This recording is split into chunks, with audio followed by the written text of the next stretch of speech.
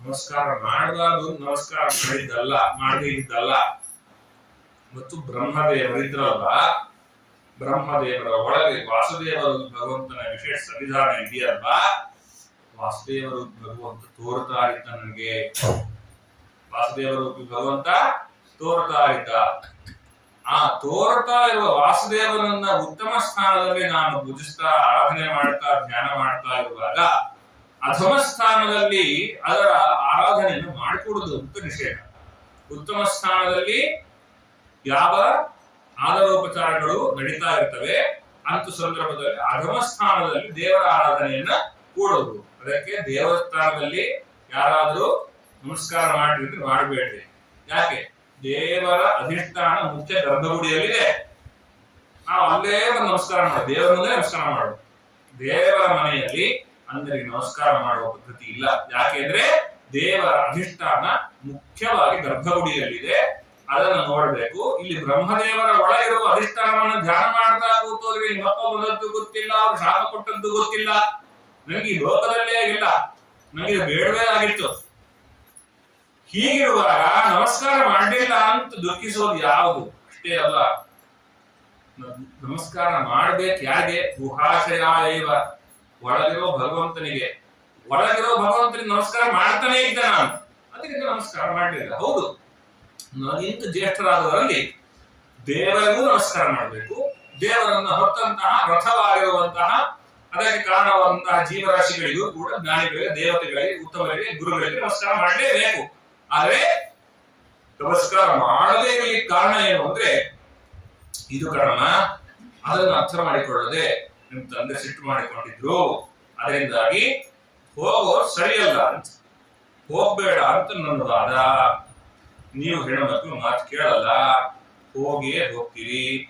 ಅಲ್ಲಿ ಏನಾಗತ್ತೆ, ನನ್ನನ್ನ ಬಿಟ್ಟು ನೀನು ಹೋದ್ರೆ ಒಂದು ವೇಳೆ ನೀನು ಪ್ರಾಣವೇ ಹೋದೀತು. ಯದಿಯು ರಜಿಸ್ಸಿ ಅತಿಹಾಯ ಮಧ್ವಚ, ಗಂಡನ ಮಾತು ಮೀರಿ ಹೋಗೋದಾದ್ರೆ ಆಗ ಭದ್ರಂ ಭವತ್ಯ ಮೃತೋ ಭವಿಷ್ಯತಿ, ನಿಮ್ಗೆ ಒಳ್ಳೇದಂತೂ ಆಗೋಲ್ಲ. ಹಿಂಗ್ಯಾಕಂತೀವಿ ಅಂತ ವಾಪಸ್ ತಿರುಗಿ ನಮ್ಗೆ ಒಳ್ಳೇದಾಗುತ್ತೆ ಅಂತ ಹೇಳಿಸೇ ಹೋಗ್ಬೇಕು ಅಂತ ಹೊರಡ. ಅವ್ರು ಎಷ್ಟು ಹೇಳ್ತಾರೆ, ಹೋಗ್ಬೇಡ, ಹೋದ್ರೆ ಒಳ್ಳೇದಾಗಲ್ಲ. ಸಂಭಾವಿತಸ್ಯ ಭಜನಾತ್ ಪರಾಭವ ಯದಾ ಸದ್ಯ ಮರಣಾಯ ಕಲ್ಪತೆ, ಅದನ್ನು ಹೇಳ್ತಾರೆ. ನಮಗೆ ಯಾರು ತುಂಬಾ ಆಗ್ತಾರೋ ಅವರಿಂದ ಆದಂತಹ ಅವಮಾನ ಸತ್ತು ಹೋಗ್ಬೇಕು ಅಂತ ಅನಿಸುವಲ್ಲಿ ಪರಿಸಮಾಪ್ತಿ ಆಗತ್ತಮ್ಮ. ಹೋಗ್ಬೇಡ, ಇಲ್ಲಪ್ಪ ನಾನು ಹೋಗೋಳೆ ಅಂತ ಹೇಳಿ ಮೀರಿ, ಬಹುಶಃ ಇವತ್ತಿನ ಸಲ ಏನಾದ್ರು ಫೆಸಿಲಿಟಿ ಇದ್ರೆ ಕೃಷ್ಣಾರ್ಪಣ ಕೇಳ್ತಾನೆ ಇರ್ಲಿಲ್ಲ, ಆಧಾರ್ ಕಾರ್ಡ್ ತಗೊಂಡು ಹೊರಟೋಗ್ಬೋದಿತ್ತು.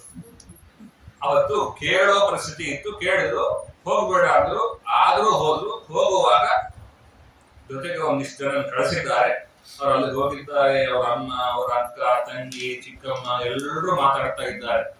ಸತೀದೇವಿಯರು ಬಂದಾಗಿನಿಂದ ಯಜ್ಞ ಕರ್ಮದಲ್ಲಿ ಯಜಮಾನರಾಗಿ ಕೂತಂತಹ ದಕ್ಷ ಪ್ರಜಾಪತಿಗಳು ಅವರನ್ನು ನೋಡಿದ್ರು ದುರ್ಗುಡ್ತಾ ಇದ್ದಾರೆ ಹೊರತು ಮಾತಾಡಿಸ್ತಿಲ್ಲ. ಎದ್ದು ಬರಲಿಲ್ಲ, ಎಲ್ಲಿದ್ಯಮ್ಮ, ಹೇಗಿದ್ಯಮ್ಮ, ಚೆನ್ನಾಗಿದ್ಯಾ, ಏನು ಕೇಳಲಿಲ್ಲ.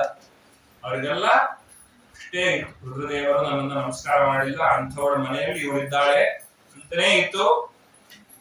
ರುದ್ರದೇವರಿಗೆ ಯಾಗದಲ್ಲಿ ಹರಿಸನ್ನ ಕೊಡುವ ಸಮಯ ನಿಲ್ಲಿಸಿ ಅಂತ ನಾನೇ ಆಜ್ಞೆ ಮಾಡಿದ್ದೀನಿ. ಯಾವ ಯಜ್ಞ ಯಾಗದಲ್ಲೂ ಇವರಿಗೆ ಹರಿಸನ್ನು ಕೊಡಬಾರದು ಅಂತ ನಾನೇ ಆಜ್ಞೆ ಮಾಡಿದ್ದೀನಿ. ಆಜ್ಞೆ ಮೀರಿ ನನ್ನ ಹೋಮದಲ್ಲಿ ನನ್ನ ಯಾಜಮಾನಿಕೆಯಲ್ಲೇ ಇದಾಗುತ್ತಾ ಕೊಡಬೇಡ್ರಿ.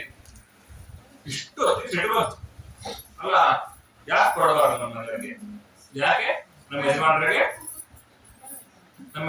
ಆಗುತ್ತಾ? ಯಾರು ಯಾವಾಗಲೂ ಕೂಡ ಪವಿತ್ರರು, ಸ್ಮಶಾನದಲ್ಲಿರ್ಲಿ, ರುಂಡವನ್ನು ಧರಿಸಿರ್ಲಿ, ಭಸ್ಮವನ್ನ ಹಾಕೊಳ್ಳಿ, ಯಾವಾಗಲೂ ಕೂಡ ರಾಮನಾಮ ಜಪ ಮಾಡ್ತಾ ತಿರುಗುತ್ತಾ ಪವಿತ್ರ ಅಂತ ಕರೆಸಿಕೊಳ್ತಾರೋ ಅಂತ ನನ್ನ ಯಜಮಾನರನ್ನ ನೀನೇನು ಅವಮಾನ ಮಾಡೋದು? ಯಾಕೆ? ದೊಡ್ಡವರು ಯಾರು ಏನು ಅಂತ ತಿಳ್ಕೊಂಡು ಮಾಡ್ಬೇಕು. ಆದ್ರಿಂದಾಗಿ ಯದ್ವಕ್ಷರಂ ನಾಮ ಗಿರೇರಿತಂ ನೃಣಾಂ ಸಕೃತ್ ಪ್ರಸಂಗಾದಘಮಾಶು ಹಂತಿ ತತ್ ಪವಿತ್ರ ಕೀರ್ತಿಂ ತಮಲಂಘ್ಯ ಶಾಸನಂ ಭವಾನಹೋ ದ್ವೇಷ್ಟಿ ಶಿವಂ ಶಿವೇತರಃ. ನೀನಪ್ಪ ಅಪವಿತ್ರ ಅಂತ. ಅಪವಿತ್ರ ಯಾರು? ನೀನು. ನನ್ನ ಗಂಡ ಅವರ ಹೆಸರನ್ನು ಹೇಳಿದ್ರೆ ಎಲ್ಲರೂ ಪವಿತ್ರ ಆಗ್ತಾರೆ. ಯಾವ ಭೂತಗಣ ಯಾರನ್ನ ನೋಡಿದರೆ, ಯಾರ ಹೆಸರನ್ನ ಕೇಳಿದರೆ, ಯಾರ ಆಜ್ಞೆ ಅಂತ ತಿಳ್ಕೊಂಡ್ರೆ ಯಾವ ಸತ್ಕಾರ್ಯಕ್ಕೂ ಕೂಡ ಭಂಗ ಬರೋದಿಲ್ಲವೋ ಅಂತಹ ಭೂತಗಳನ್ನು ನಡೆಸುವಂತಹ ಭಗವಂತನ ಧ್ಯಾನಿಗಳಾದ ನನ್ನ ಮನೆಯವರನ್ನ ನೀವು ಯಾವ ರೀತಿಯಾಗಿ ಅವಮಾನ ಮಾಡ್ತೀರಿ? ನನ್ನ ಗಂಡನ ಬಗ್ಗೆ ನೀವು ಹೇಳಿದಾಗ ನಾನು ಒಂದು ಕೆಲಸ ಮಾಡಿದೆ, ಏನು ತುಂಬಾ ಕಷ್ಟ ರೀ, ಅವ್ರ ಹತ್ರ ವಾದ ಮಾಡ್ಲಿಕ್ಕೆ ಆಗೋಲ್ಲ, ಗುರುಗಳ ನಿಂದೆ ಕೇಳ್ಬೇಕಂದ್ರೆ ಆ ಸಮಯದಲ್ಲಿ ಕಿವಿ ಮುಚ್ಚಿಕೊಂಡು ಹೋಗ್ಬಿಡ್ಬೇಕು. ಕರ್ಣವೂ ವಿಧಾಯ ನೆರೆಯಾಜ್, ಆಗಲ್ಲ ಅಂತೇಳಿ ಎದುರಿಸಕ್ ಆಗೋಲ್ಲ ಅಂದ್ರೆ ಹಾಗೆ ಮಾಡ್ಬೇಕು. ಇಲ್ಲ ಒಂಚೂರು ಎದುರಿಸ್ಬೋದು ಅಂದ್ರೆ ಕೂತ್ಕೊಂಡು ಅವ್ರಿಗೆ ಬೈದು ಅವರ ನಾಲಿಗೆಯನ್ನು ಕತ್ತರಿಸ್ಬೇಕು. ಯಾವುದು ಆಗ್ಲಿಲ್ಲ ಅಂದ್ರೆ ದೇಹ ತ್ಯಾಗವೇ ಮಾಡ್ಬೇಕಪ್ಪ. ಈ ದೇಹ ತ್ಯಾಗವನ್ನು ಮಾಡೋದ್ರಲ್ಲಿ ಒಂದು ಔಚಿತ್ಯ ಇದೆ. ಏನು ಅಂದ್ರೆ ಈ ದೇಹ ಬಂದದ್ದು ನಿನ್ನಿಂದ ದೇಹ ಬಂದಾಗ ಒಮ್ಮೆ ಯಾವುದಾದ್ರೂ ಸಮಯದಲ್ಲಿ ನಾನು ಅವರು ಏಕಾಂತದಲ್ಲಿದ್ದಾಗ ಬಹಳ ಪ್ರೀತಿಯಿಂದಾಗಿ ಅವರು ನನ್ನ ದಾಕ್ಷಾಯಣಿ ಅಂತ ಕರೀತಾರೆ. ಕರೆದಾಗ ನನಗೆ ನಿನ್ನ ಹೆಸರು ನೆನಪಾಗತ್ತೆ. ನೀನು ನನ್ನ ಗಂಡನನ್ನ ಇಷ್ಟು ದ್ವೇಷ ಮಾಡುವವನು, ಆ ದ್ವೇಷ ಮಾಡುವವರ ಮಗಳ ನಾನು ಇರಬೇಕಾ ಅಂತ ಅನ್ಸುತ್ತೆ. ಅದರಿಂದ ನನ್ನ ಅಪ್ಪನ ಬಾಯಲ್ಲಿ ನಿನ್ನ ಹೆಸರು ಕೂಡ ನೆನಪಿಸ್ಕೊಳ್ಬಾರ್ದು. ನಾನು ಗೋತ್ರಂ ತ್ವದೀಯಂ ಭಗವನ್ ವೃಷಧ್ವಜೋ ದಾಕ್ಷಾಯಣೀತ್ಯಾಹ ಯಥಾ ಸುದುರ್ಭುತಾಹ, ಅದರಿಂದ ಸುದುರ್ಮನಾಹ. ಅದರಿಂದ ಈ ದೇಹ ಇದ್ರೆಷ್ಟು ಬಿಟ್ರೆಷ್ಟು, ನಾನು ಈ ದೇಹವನ್ನು ಬಿಡ್ತೇನೆ, ಮುಂದೆ ನಾನು ಮತ್ತೆ ಅವರನ್ನೇ ಪತಿಯಾಗಿ ಪಡಿತೇನೆ ಅಂತ ಅವಳು ತನ್ನ ಈ ದೇಹವನ್ನ, ತನ್ನ ದೇಹದ ಒಳಗಿನ ಅಗ್ನಿಯನ್ನ ಪ್ರಜ್ವಲಿಸಿ ಆ ದೇಹವನ್ನು ತ್ಯಾಗ ಮಾಡ್ತಾ ಇದ್ದಾರೆ. ಈ ಮಾತು ಕೇಳಿದ ಕೂಡಲೇ ಆ ರುದ್ರದೇವರ ಬಳಿಗೆ ಈ ವಿಷಯ ತಲುಪತ್ತೆ. ತಲುಪಿದ ಕೂಡಲೇ ರುದ್ರದೇವರು ವೀರಭದ್ರನ್ನು ಸೃಷ್ಟಿ ಮಾಡ್ತಾರೆ. ಸೃಷ್ಟಿ ಮಾಡಿ ಕಳಿಸ್ತಾರೆ. ಅವರು ಬಂದು ಯಜ್ಞ ಮಂಚವನ್ನೆಲ್ಲ ಒಡೆದು ಹಾಕಿ ವೇದಿಕೆಯನ್ನೆಲ್ಲ ಧ್ವಂಸ ಮಾಡಿ ಭೂತಗಳ ಇಡೀ ಯಜ್ಞವನ್ನ ಹಾಳು ಮಾಡಿ ಹಾಕತ್ತೆ. ವೀರಭದ್ರರು ಸಂಹಾರ ಮಾಡಲಿಕ್ಕೆ ಹೋದ್ರೆ ದಕ್ಷ ಪ್ರಜಾಪತಿಗಳ ಗಂಟಲಿನ ಚರ್ಮ ಕೂಡ ಹರಿಯೋದಿಲ್ಲ. ಆಗ ಇದು ಯಜ್ಞ, ಅದರಿಂದಾಗಿ ಯಜ್ಞಕ್ಕೆ ಯಜಮಾನನ ರಕ್ಷಣೆ ಅಂತಕ್ಕಂಥದ್ದು ವಿಷ್ಣುವಿನದ್ದಾಗಿರ್ತದೆ. ಅದರಿಂದ ರುದ್ರದೇವರು ತಾವು ಮಾನಸಿಕವಾಗಿ ಯಜ್ಞ ಮಾಡ್ತಾ ಇದ್ದೀನಿ ಚಿಂತನೆ ಮಾಡಿ ಅದಕ್ಕೆ ಪಶುವನ್ನಾಗಿ ದಕ್ಷ ಪ್ರಜಾಪತಿಗಳನ್ನ ಚಿಂತನೆ ಮಾಡಿದಾಗ ಅವರ ತಲೆ ಕಡಿತಾ ಇದ್ದಾರೆ. ಈ ಕಡೆ ಯಜ್ಞ ಅರ್ಧಕ್ಕೆ, ಯಜ್ಞ ಅಪೂರ್ತಿಯಾದ್ರೆ, ಯಜ್ಞ ಪೂರ್ಣ ಆಗದೆ ಇದ್ರೆ ದೊಡ್ಡ ಕಂಟಕ. ಅದರಿಂದ ದೇವತೆಗಳೆಲ್ಲ ಬಂದು ಕೇಳಿದ್ರು ಬ್ರಹ್ಮದೇವರಂದು ಭಗವಂತನೇ ಪ್ರಧಾನ, ಅವನನ್ನೇ ಕೇಳೋಣ, ಅವನ ವಿಷಯಕವಾದ ಯಜ್ಞ ಅಂತ. ಭಗವಂತ ಅಂದ ರುದ್ರದೇವರೇ ಸರಿ ಮಾಡಬೇಕು. ಮಿಸ್ಟೇಕು ಯಾರಿಂದ ಎಲ್ಲಿಂದ ಏನೇನಾಯ್ತು ರುದ್ರದೇವರನ್ನೇ ಕೇಳಿ ಎಂದಾಗ ರುದ್ರದೇವರ ಕುರಿತು ಹೋಗ್ತಾ ಇದ್ದಾರೆ, ಕೈಲಾಸದ ವರ್ಣನೆ ಮಾಡ್ತಾರೆ. ರುದ್ರದೇವರು ಇಷ್ಟೆಲ್ಲ ಆದ್ಮೇಲೆ ದೀಪಿ ತಿಳಿಸಿ ಮಾಡ್ಕೊಂಡು ಒಂದ್ ಕಡೆ ಕೂತಿರ್ಲಿಲ್ಲ. ಅವರು ಶಾಂತ ಚಿತ್ತರಾಗಿ ನಾರದಾದಿ ಮುನಿಗಳಿಗೆ ಭಗವದ್ ಚಿಂತನೆ ಮಾಡೋದು ಹೇಗೆ ಅಂತ ಉಪಾಸನೆ ಮಾಡ್ತಾ ಕೂತಿದ್ದಾರಂತೆ. ಆ ಸಂದರ್ಭದಲ್ಲಿ ಹೋಗಿ ಕೇಳಿದಾಗ ಯಜ್ಞ ಪೂರ್ತಿ ಆಗಲಿ ಅಂತ ಹೇಳಿದ್ದಾರೆ. ಯಜ್ಞ ಪೂರ್ತಿ ಮಾಡೋದಕ್ಕೆ ಬೇಕಾದ ವ್ಯವಸ್ಥೆ ಆಗಿದೆ. ಹೀಗೆ ರುದ್ರದೇವರ ಆಜ್ಞೆಯಿಂದಾಗಿ ಯಜ್ಞ ಪೂರ್ತಿ ಆಯಿತು. ನಂತರದಲ್ಲಿ ಮುಂದೆ ಅವರು ಹಿಮವಂತ ಮತ್ತು ಮೇನೆಯರ ಮಗಳಾಗಿ ಅವರು ಬಂದು ಮದುವೆ ಆಗ್ತಾ ಇದ್ದಾಳೆ. ಅದರಿಂದಾಗಿ ದಕ್ಷ ಪ್ರಜಾಪತಿಗಳು ಅನಂತರದಲ್ಲಿ ತಲೆ ಬರಬೇಕಲ್ವಾ, ಹೋತದ ತಲೆಯನ್ನ ಜೋಡಿಸ್ತಾ ಇದ್ದಾರೆ. ಆಗಲೇ ಶಾಪ ಪ್ರತಿಶಾಪಗಳಾದಾಗ ನಿಮ್ ಹಾಲು ಉದುರೋಗ್ಲಿ, ನಿಮ್ದು ಆಹಾರ ಸಿಗದೆ ಹೋಗ್ಲಿ ಅಂತೆಲ್ಲ ಶಾಪ ಆಗಿತ್ತು. ಅದರಿಂದಾಗಿ ಕೋಶ ಇವರು ಋತ್ವಿಜರ ದಂತಗಳಿಂದಾಗಿ ಆಹಾರವನ್ನು ಸ್ವೀಕಾರ ಮಾಡಲಿ, ಭೃಗು ಋಷಿಗಳ ಮೀಸೆ ಬಿಡಿಸಿದ್ರು. ಅದರಿಂದ ಅವರಿಗೆ ಮೀಸೆ, ಪ್ರಾಣಿಗಳ ಮೀಸೆ ಎಲ್ಲ ಬರೋದು, ಹೀಗೆಲ್ಲ ಆಯ್ತು. ಒಟ್ಟಾರೆಯಾಗಿ ಯಜ್ಞ ಸಂಪೂರ್ತಿಯಾಗಿ ಭಗವಂತನ ಪ್ರೀತಿ ಅಂತಕ್ಕಂಥದ್ದು ಆಯ್ತು. ಯಾವಾಗ ರುದ್ರದೇವರ ವಿರೋಧವನ್ನ ಮಾಡಿಕೊಂಡ ಕಾರಣದಿಂದಾಗಿ ದಕ್ಷ ಪ್ರಜಾಪತಿಗಳು ಸ್ವಯಂ ಬ್ರಹ್ಮದೇವರ ಅಂಗುಷ್ಟದಿಂದ ಹುಟ್ಟಿದವರೇ ಆದರೂ ಕೂಡ ಅವರು ಪುನಃ ಗರ್ಭವಾಸಾದಿಗಳನ್ನು ಧರಿಸಿ ಮಾರೀಷೆಯಲ್ಲಿ ಹುಟ್ಟಬೇಕಾಯ್ತು. ತದಂಗತ್ವೆಯನ್ನು ಮುಂದಕ್ಕೆ ಕಥಾ ಹೀಗಪ್ಪ, ಅದರಿಂದಾಗಿ ಈ ಕಥೆ ಹೀಗಾಯ್ತು ಅಂತ ಮೈತ್ರೇಯರು ಹೇಳ್ತಾ ಇದ್ದಾರೆ. ಮುಂದೆ ಕಥಾವಸ್ತವನ್ನ ಹೇಳಲಿಕ್ಕೆ ಹೊರಟಾಗ ಉತ್ತಾನ ಪಾದ ಪ್ರಿಯವ್ರತ. ಅದರಲ್ಲಿ ಉತ್ತಾನ ಪಾದನಿಗೆ ಇಬ್ಬರು ಹೆಂಡತಿಯರು ಸುರುಚಿ ಸುನೀತಿ ಅಂತ ಹೇಳಿ.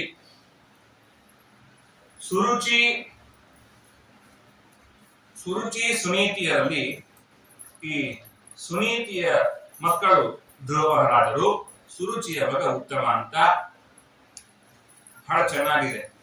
ಯಾವುದನ್ನ ಬೆಳೆಸಬೇಕು, ಯಾವುದನ್ನು ಉಳಿಸಬೇಕು. ಧ್ರುವ ಅಂದ್ರೆ ಇದು ಜ್ಞಾನದ ಸಂಖ್ಯೆ, ನಿಶ್ಚಯಾತ್ಮಕ ಜ್ಞಾನ, ಭಗವಂತನ ಜ್ಞಾನ. ಆ ಭಗವಂತನ ಜ್ಞಾನ ಸುನೀತಿ, ಒಳ್ಳೆಯ ನೀತಿಯನ್ನ ಇಟ್ಕೊಟ್ಕೊಂಡಂತಹ ಶಾಸ್ತ್ರ ಗ್ರಂಥಗಳಲ್ಲಿ ಇದೆ. ಅದನ್ನ ಬಿಟ್ಟು ಸುರುಚಿ, ಒಳ್ಳೆಯ ವಿಷಯ ಪದಾರ್ಥಗಳಲ್ಲಿ ಗಂಡ ಆಸಕ್ತನಾಗಿದ್ರೆ ನಾನು ಬರ್ತೇನೆ ಅಂತ ಜ್ಞಾನ ಅಂದ್ರೂ ವಿಷಯ ಪದಾರ್ಥಗಳು ಬಿಡೋದಿಲ್ಲ ಅಂತ ಇದರ ಆಂತರ್ಯ.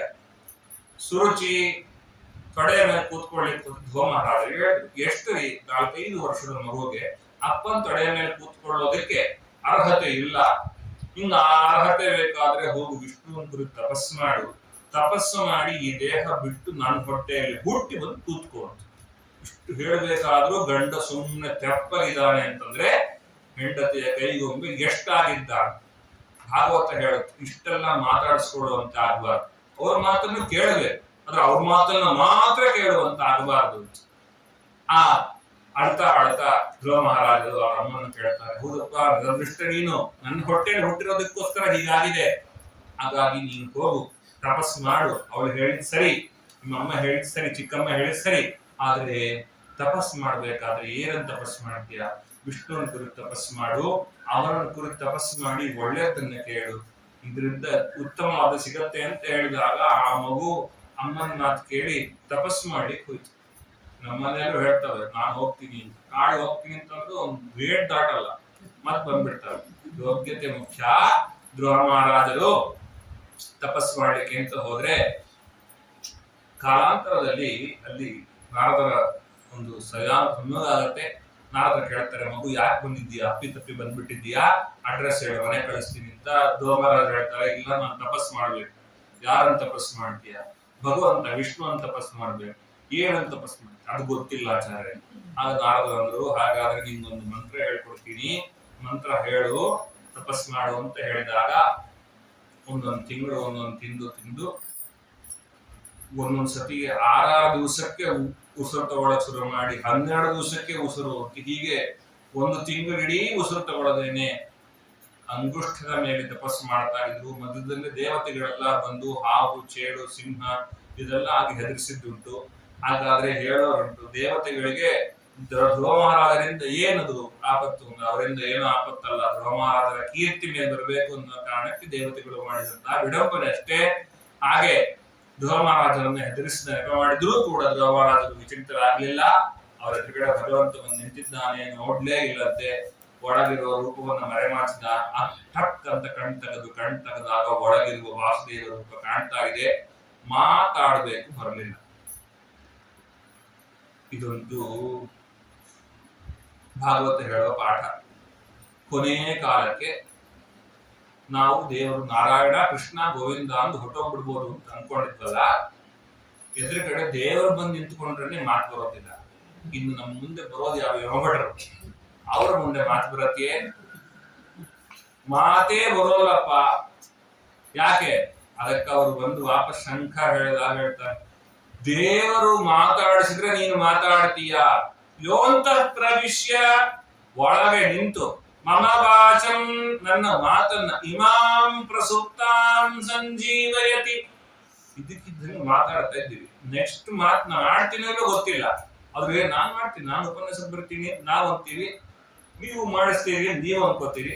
ಒಳಗಿರೋ ಭಗವಂತ ಮಾಡಿಸಿದ್ರೆ ಉಂಟು. ಯೋಂತ ಪ್ರವಿಶ್ಯ ಮಮ ವಾಚಂ ಇಮಾಂ ಪ್ರಸುಪ್ತಾಂ ಸಂಜೀವಯತಿ ಅಖಿಲ ಶಕ್ತಿ. ಅವ್ರು ಹೆಂಗ್ ಸಾಧ್ಯ? ಅಖಿಲ ಶಕ್ತಿ, ಎಷ್ಟು ಶಕ್ತಿ ಇದೆ ಗೊತ್ತಾ? ನೀವು ಯೋಚನೆ ಮಾಡ್ಲಿಕ್ಕೂ ಸಾಧ್ಯ ಇಲ್ಲ. ಅಖಿಲ ಶಕ್ತಿ ಯೋಂತ ಪ್ರವಿಶ್ಯ ಮಾ ವಾಚ ಇಮಾಂ ಪ್ರಸುಪ್ತಾಂ ಸಂಜೀವಯತ್ ಅಖಿಲ ಶಕ್ತಿ ರಥಸ್ಪದಾಮ್ನ ಅನ್ಯಾಂಶ ಹಸ್ತ ಚರಣ ಶ್ರವಣತ್ವಗಾದಿ. ಬರೀ ಮಾತೊಂದೇ ಅಲ್ಲ, ಎಲ್ಲ ಇಂದ್ರಿಯಗಳು. ಪ್ರಾಣ ಅಂದ್ರೆ ಇಂದ್ರಿಯಗಳು ಅಂತ ಅರ್ಥ. ಪ್ರಕರ್ಷೇಣ ಅಣತಿ, ಚೇಷ್ಟೆ ಮಾಡ್ತವೆ, ಅದರಿಂದಾಗಿ ಪ್ರಾಣ ಅಂದ್ರೆ ಇಂದ್ರಿಯಗಳು. ಪ್ರಾಣಾನ್ನಮೋ ಭಗವತೆ ಪುರುಷಾಯ ತುಭ್ಯಂ. ಪುರುಷ ದೇಹದ ಒಳಗಿರುವ ಬಿಂಬರೂಪಿ, ನಿನ್ನ ಇಚ್ಛೆ ಇಲ್ಲದೆ ಯಾವುದು ನಡೆಯೋದಿಲ್ಲ, ಅದರಿಂದಾಗಿ ನೀನು ಮಾಡಿದ್ದಪ್ಪ ಅಂತ ಅವ್ರನ್ನ ಸ್ತೋತ್ರ ಮಾಡಿದ್ರು. ಏನ್ ಬೇಕು ಅಂತ ಕೇಳಿದಾಗ ಇನ್ನು ಸಾಕ್ಷಾತ್ಕಾರ ಆದ್ಮೇಲೆ ಇನ್ನೇನ್ ಬೇಕು, ಆದ್ರೂ ನಾನು ರಾಜ್ಯಭಾರ ಮಾಡ್ಬೇಕು ಅಂದಾಗ ಈ ರಾಜ್ಯಭಾರ ಏನಪ್ಪಾ, ಈ ರಾಜ್ಯಭಾರವನ್ನು ಸಾವಿರಾರು ವರ್ಷ ಮಾಡ್ತೀಯಾ, ನಂತರದಲ್ಲಿ ಧ್ರುವಲೋಕಾಧಿಪತ್ಯವನ್ನು ಕೊಡ್ತೇನೆ ಅಂತ ಹೇಳಿ ಶಿಕ್ಷೋವರ ಭಗವಂತ ತನ್ನ ಮಗಳನ್ನೇ ಕೊಟ್ಟು ಮುಂದೆ ಮದುವೆ ಮಾಡ್ತಾನೆ. ಇದಾದ್ಮೇಲೆ ಪ್ರಸಂಗ ತುಂಬಾ ಚೆನ್ನಾಗಿದೆ. ಈ ಉತ್ತಮ ಮತ್ತು ಧ್ರುವ ಮಹಾರಾಜರಿಗೆ ತಾಯಿಯ ನೆಪದಿಂದಾಗಿ ಏನೊಂದು ಭಿನ್ನಾಭಿಪ್ರಾಯ ಇತ್ತು, ನಾವೇನಾದ್ರೂ ಆದ್ರೆ ಈ ತರದ್ ಯಾವುದೋ ಒಂದು ಲಿಟಿಗೇಷನ್ ಸಿಕ್ಕಾಕೊಂಡಿದ್ರೆ ಮತ್ತೆ ವಾಪಸ್ ಅವ್ರಿಗೆ ಗೋಡೆ ಬಾರ್ಡರ್ ಹಾಕ್ಬಿಟ್ಟು ಮುಖ ನೋಡೋದಿಲ್ಲ, ಉತ್ತಮರನ್ನು ಕ್ಷಮಿಸ್ತಾರೆ ಅವರು. ಆ ಉತ್ತಮರು ಅವ್ರೇನ್ ಮಾಡ್ತಾರೆ ಅಂದ್ರೆ ಒಮ್ಮೆ ಬೇಟೆ ಆಡ್ಲಿಕ್ಕೆ ಅಂತ ಹೋಗ್ತಾರೆ. ಬೇಟೆ ಆಡ್ಲಿಕ್ಕೆ ಅಂತ ಹೋದಾಗ ಒಬ್ಬರು ಗಂಧರ್ವರು ಅವನನ್ನು ಸಂಹಾರ ಮಾಡಿದಾಗ ಈ ಅಕ್ಷರೇ ಇಲ್ಲದೆ ಇರೋ ತರ ಮಾಡ್ತೀವಿ ಅಂತ ಧ್ರುವ ಮಹಾರಾಜರು ಯುದ್ಧಕ್ಕೆ ಹೋಗ್ತಾರೆ. ಆ ಯುದ್ಧ ಪ್ರಸಂಗದಲ್ಲಿ ಧ್ರುವ ಮಹಾರಾಜರು ಮತ್ತು ಕುಬೇರರಿಗೂ ಯುದ್ಧ ಆಗುವಾಗ ಯುದ್ಧ ನಿಲ್ತಾ ಇದೆ, ದೇವತೆಗಳನ್ನು ನಿಲ್ಲಿಸ್ತಾ ಇದ್ದಾರೆ. ಅನಂತರದಲ್ಲಿ ಧ್ರುವ ಮಹಾರಾಜರು ಸಾಮ್ರಾಜ್ಯವನ್ನು ಸಂಪೂರ್ತಿಯಾಗಿ ಮಾಡ್ತಾ ಇದ್ದಾರೆ. ಸಿಟ್ನಿ ಅಂತ ಅವರ ಹೆಂಡತಿ, ಹೀಗೆ ಅವರ ವಧ ಅದಾದ ಮೇಲೆ ಕೊನೆಗೆ ಅವರ ವಂಶ ಮುಂದುವರಿತಾ ಇದೆ. ಅದರಲ್ಲಿ ಒಬ್ಬ ಅಂಗ ಅಂತ ಒಬ್ಬ ರಾಜ ಬಂದ. ಆ ಅಂಗರಾಜನಿಗೆ ಮಕ್ಕಳಿರಲಿಲ್ಲ. ಪುತ್ರಕಾಮೇಷ್ಟಿ ಯಾಗ ಮಾಡಿದ. ಯಾಗ ಮಾಡಿದಾಗ ಹುಟ್ಟಿದವನು ವೇನ. ಈಗ ವೇನ ಅಂದ್ರೆ ತೊಂದರೆ, ನೋವು ಅಂತ ಅರ್ಥ. ಪುತ್ರಕಾಮೇಷ್ಟಿ ಯಾಗ ಮಾಡಿ ಕೊಡಿದ್ರು ನಮ್ಮ ಹಣೆಯ ಬರಕ್ಕೆ ಯಾವ್ದಿರುತ್ತೋ ಅದೇ ಸಿಗುತ್ತೆ. ಆ ವೇನ ಲೋಕಕಂಟಕ ಮಾಡಿದ್ದ. ಇದ್ದಕ್ಕಿದ್ದಂಗೆ ಊರಲ್ಲಿರೋ ಮಕ್ಕಳನ್ನು ತಗೊಂಡು ನದಿಗೆ ಹಾಕಿಬಿಡೋದು, ಕೊಂದು ಬಿಡೋದು, ತನ್ನ ಮನಸ್ಸೋಗಿ ಇಚ್ಛೆ ವರ್ತನೆ ಮಾಡೋದು, ಈಗ ಏನಂತಾರೆ ಮಾನಸಿಕ ಅಸ್ವಸ್ಥರು ಅಂತ ಹಂಗಿದ್ದವನಿದ್ದ ವೇನ. ಅಪ್ಪ ರಾತ್ರಿ ಕಾಡಿ ಬಂದು ಇವನ್ ನೋಡ್ಲಿಕ್ಕೆ ಆಗಲ್ಲ. ಮತ್ತೆ ರಾಜರು ಇಲ್ಲಿರುವಾಗ ಏನ್ ಮಾಡ್ಬೇಕು ಅಂದಾಗ ಎಲ್ಲ ಋಷಿಗಳು ಹೇಳಿದ್ರು, ರಾಜನ ಸ್ಥಾನ ರಿಕ್ತವಾಗಿರಬಾರದು, ವೇನ ನೀನೇ ರಾಜನ ಸಿಂಹಾಸನದಲ್ಲಿ ಕೂತ್ಕೋ, ಅಭಿಷೇಕ ಮಾಡ್ತೀವಿ ಅಂತ ವೇನ ಕೂತ. ಯಾಕಂದ್ರೆ ಸಿಂಹಾಸನ ಯಾರಿಗೆ ತಾನೇ ಬೇಡ. ಕೂತ ಕೂಡಲೇ ವೇನೊಂದು ಆರ್ಡರ್ಗಳು ಪಾಸ್ ಆಯ್ತು, ವಿಶೇಷ ಸಂವಿಧಾನಗಳು, ತಿದ್ದುಪಡಿಗಳು. ಏನು, ಯಾರು ಯಜ್ಞ ಯಾಗಾದಿಗಳನ್ನು ಮಾಡಬಾರ್ದು. ಬ್ರಾಹ್ಮಣರು ತಮ್ಮ ಕೂಡಿಸಿದ್ದೇ ಯಜ್ಞ ಯಾಗಾದಿಗಳನ್ನು ನೀಟಾಗಿ ಮಾಡ್ಕೊಂಡಿರ್ಬೇಕು, ನಮ್ಗೆ ಭ್ರಷ್ಟ ಬೇಕು ಅಂತ. ಅವ್ರು ಕೂಡಿಸಿದ್ಮೇಲೆ ಯಜ್ಞ ಯಾಗಾದಿಗಳನ್ನೇ ಸ್ಟಾಪ್ ಮಾಡ್ಬಿಟ್ರೆ ಹೆಂಗಪ್ಪ ಅಂದಾಗ, ಏನ್ ಯಜ್ಞ ಯಾರಿಗೋಸ್ಕರ ಮಾಡ್ತೀವಿ, ಒಳ್ಳೇದಕ್ಕೋಸ್ಕರ ಮಾಡ್ತೀವಿ. ರಾಜ ಪ್ರತ್ಯಕ್ಷ ದೇವತಾ ಅಂತ ಶ್ರುತಿ ಹೇಳ್ತಾವ. ರಾಜನೇ ದೇವರು, ನನ್ನ ವಿಷಯದಲ್ಲಿ ಯಜ್ಞ ಮಾಡಿ, ನಾನೇ ದೇವರು ಅನ್ನೋದು ವೇಣನ ಸುಮತ ಅಂತ ಕುಮತ. ಆ ವೇಣ ಹೀಗಂದಾಗ ಕೊನೆಗೆ ಕಾಲಾಂತರದಲ್ಲಿ ವೇಣನ ಉಪಟಳದಿಂದಾಗಿ ಬಹಳ ನೊಂದಂತಹ ಜನರು ಬ್ರಾಹ್ಮಣರನ್ನು ಕೇಳಿದಾಗ ಋಷಿಗಳು ಎಲ್ಲರೂ ಹುಂಕಾರದಿಂದಾಗಿ ವೇಣ ಸಂಹಾರ ಮಾಡ್ತಾ ಇದ್ದಾರೆ.